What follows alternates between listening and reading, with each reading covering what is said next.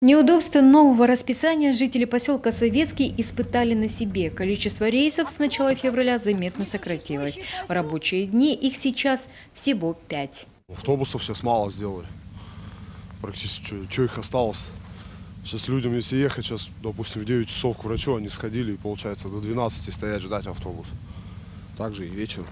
В похожей ситуации оказались еще два поселка – Заполярный и Цементно-Заводский.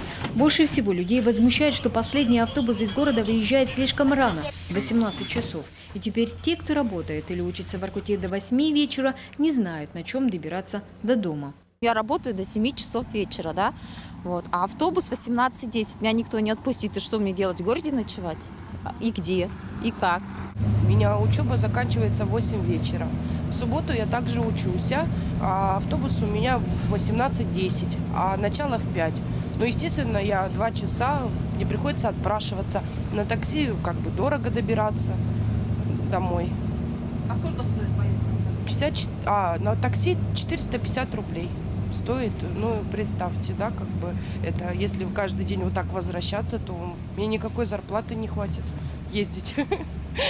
Сокращение количества маршрутов в поселке – вынужденная мера. Перевозчики отказались в первую очередь от убыточных рейсов. Мониторинг пассажиропотока показал – автобусы, особенно в дневное время, полупустые. Между тем, чтобы затраты на топливо окупались, при перевозке на поселковом автобусе туда и обратно должно быть не менее 15 человек. Но такое, по словам водителей, на нерентабельных направлениях бывает крайне редко. Сегодня в 6:20 отсюда я увез туда одного человека. Оттуда сюда привез 22 человека. 8 часов отсюда 6 отвез, оттуда 27. Раньше выпадающие доходы, а это больше 20 миллионов рублей, транспортникам компенсировал местный бюджет. Сегодня такой возможности у администрации нет. Между тем перевозчики тоже не желают работать себе в убыток. Зачем бизнес выходит на рынок предоставления услуг? Для зарабатывания денег, в первую очередь. Все остальное, по большому счету, конечно, это прискорбно, но ее не волнует. Это прошли те времена, когда, в общем-то, на первое место ставился человек.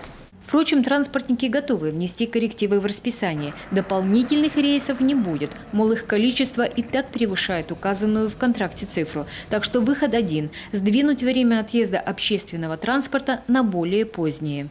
Анализ до сих пор проводим, потому что есть точные моменты, которые еще надо урегулировать. Это по Советскому. Мы вчера встречались, тут Шольчева в том числе приходила. Последний рейс там у нас, по-моему, 6 часов идет с Советского. Сдвинуть немножко дальше, что вот надо не в 5 часов там уезжать вечером, а часов в 8. Сегодня вопросы пассажирских перевозок заинтересованные стороны обсуждают практически каждую неделю и пытаются найти компромисс, чтобы и пассажирам было комфортно, и перевозчики в накладе не остались. Елена Кононова, Ирина Шумихина, Кирилл Нифонтов, телеканал Юрган, Воркута.